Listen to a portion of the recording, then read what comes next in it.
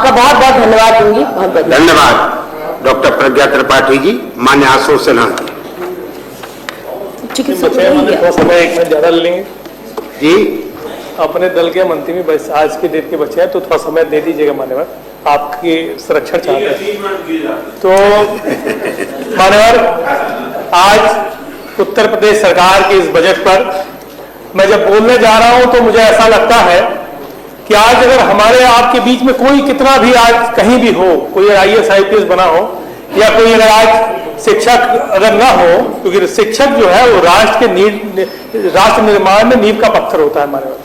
और इस बजट में मैंने देखा कि लगातार शिक्षकों की उपेक्षा हुई मान्यवर। उत्तर प्रदेश में करीब 21,000 से ज्यादा आधुनिक शिक्षक हैं और मुझे ऐसा लग रहा है मान्यवर कि अगर हमें और आपको या किसी भी सामान्य व्यक्ति को 4-5 महीने वेतन न मिले तो उसको सोचना पड़ेगा कि अपने बच्चों का फीस कैसे जमा करे, अपने माता पिता के दवा इलाज का पैसा कहां से व्यवस्था करे।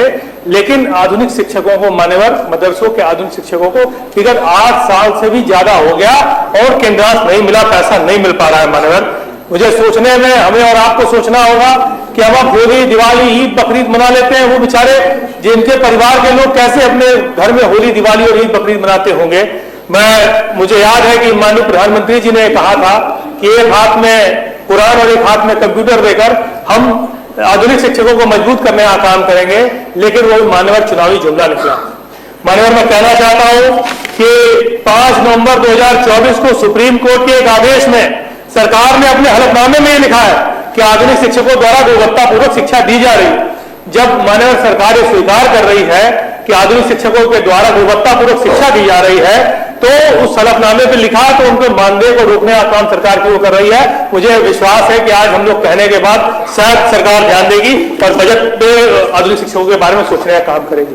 वही मान्यवर, हम बजट शिक्षकों की अगर बात करें तो 9 नवंबर 2023 का वो काला दिन था जिस दिन शासनादेश एक आया और शासनादेश के बाद जो 20-25 साल से पढ़ाने का काम कर रहे थे ऐसे तदर्थ शिक्षकों को उनका वेतन बंद कर दिया गया।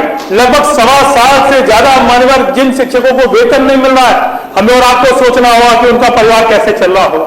14 अगस्त 1992 से लगातार पढ़ाने का काम किया और 22 अगस्त 2016 की राज्य की बिंदु संख्या 8 में अधिकारियों की गड़बड़ी की वजह से ऐसा जो है दिक्कतें आई।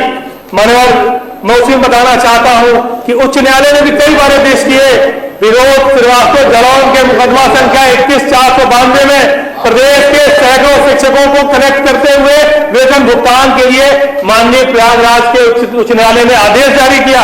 मैंने कई ऐसे मुकदमे हैं जिनमें आदेश जारी किया, लेकिन फिर भी सरकार उसको मानने को तैयार नहीं हो रही है। मान्यवर, तदर्थ शिक्षकों के साथ जो अत्याचार हो रहा है अत्याचार। और मान्यवर, मैं कहना चाहता हूं विषय विशेषज्ञों के बारे में कि 24 अक्टूबर 2002 में शिक्षा निदेशक माध्यमिक के पत्र में LT और प्रवक्ता पदों का बंटवारा जो है मंडलवार किया गया था और इसी में LT और प्रवक्ता के पदों के सापेक्ष विषय विशेषज्ञों की नियुक्ति मान्यवर हुई थी और 1999 से 2006-07 तक पद सुरक्षित रहे और 2006-07 में इनका आंदोलन किया गया।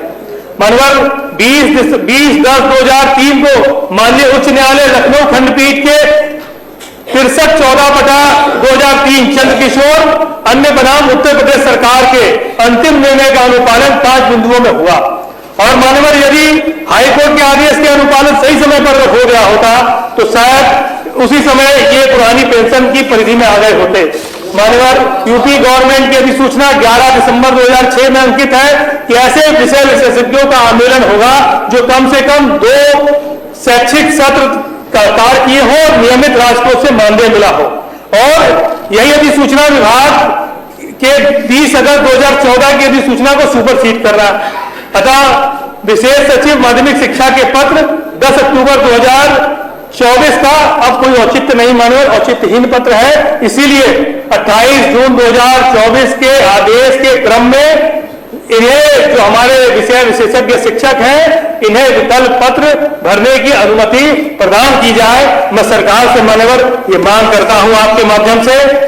मैं मान्यवर कहना चाहता हूं कि पहले शिक्षकों को खिलाफ स्वयं शिक्षक नहीं मान्यवर, पहले जो शिक्षकों को जो पुरस्कार मिला करता था 9 शिक्षकों को मिला करता था राज्य पुरस्कार, उसको इस सरकार ने बढ़ा के 18 तो मान्यवर कर दिया। लेकिन मैं आपको बताना चाहता हूं, इस बार मात्र 8 लोगों को मिला, जिसमें 10 लोग अभी भी बाकी हैं जिनको राज्य पुरस्कार नहीं मिला और सरकार उस पर ध्यान नहीं दे रही है। मान्यवर, कई बार हम लोग जब जाते हैं तो हम लोग को ज्ञापन लोग देने का काम करते हैं।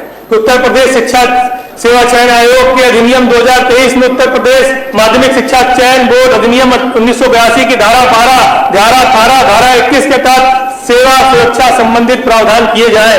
1 अप्रैल 2005 के पूर्व 1 अप्रैल 2005 के बाद जो शिक्षक और कर्मचारी हैं उनको पुरानी पेंशन दी जाए।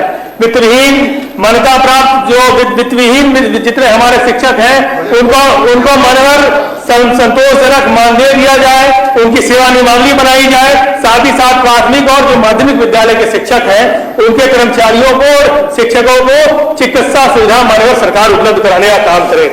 और मान्यवर ये सरकार, क्योंकि 1 ट्रिलियन इकोनॉमी की बात मान्यवर सरकार कर रही है, बजट पे बोलने के लिए कहते मैं बजट पे आ जा रहा हूं, और 1 ट्रिलियन इकोनॉमी में 87 लाख करोड़ होते हैं मान्यवर। मुझे लगता है बहुत सारे साथी ऐसे होंगे कितने जीरो नहीं बता पाएंगे।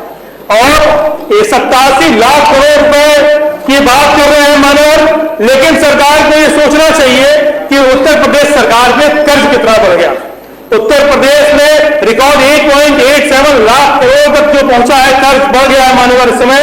और बजट, हम बड़े बड़े बजट की बात मान्यवर कर रहे हैं, ये जो पुराना बजट है वही मान्यवर सरकार नहीं खर्चा कर पाई। अभी मैं संपूर्णानंद की बात कर रहा था, कुछ संपूर्णानंद संस्कृत विश्वविद्यालय माननीय प्रधानमंत्री जी के निर्वाचन क्षेत्र में 19 करोड़ का बजट है और अभी तक 8 करोड़ पहुंच पाया मान्यवर, अभी भी पूरा पैसा नहीं पहुंच पाया और 5 महीने से वहां के कर्मचारी शिक्षकों को वेतन नहीं मिल रहा। कैसे होली मनाएंगे मान्यवर, हमें आपको सोचना होगा। इस शिक्षा को बजट में मान्यवर में बात करना चाहता हूं।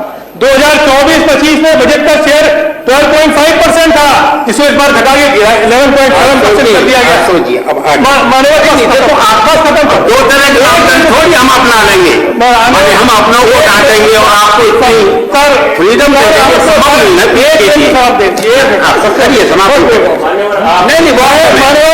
इतना समय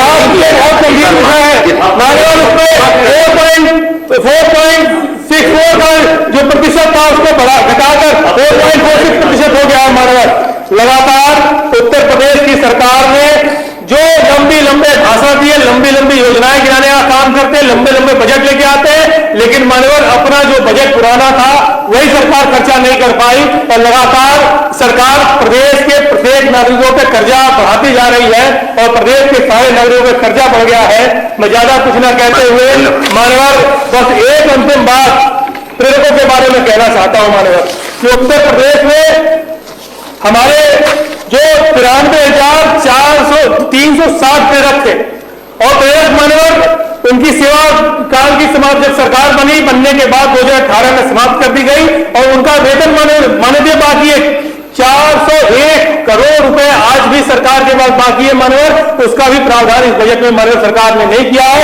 ये सरकार गरीब, मजदूर, किसान, नौजवान, बुनकर, बेरोजगार, अधिवक्ता, शिक्षक, शिक्षा मित्र, अवदेशक, प्रेरक और जितने राज्य कर्मचारी जो पुरानी पेंशन के हकदार है उन सबकी विरोधी सरकार है मान्यवर। इसलिए सरकार की हम घोर निंदा करते हैं, इस बजट की भी निंदा करते हैं। आपने समय दिया उसके लिए बहुत बहुत धन्यवाद। धन्यवाद आशुतोष सिन्हा जी।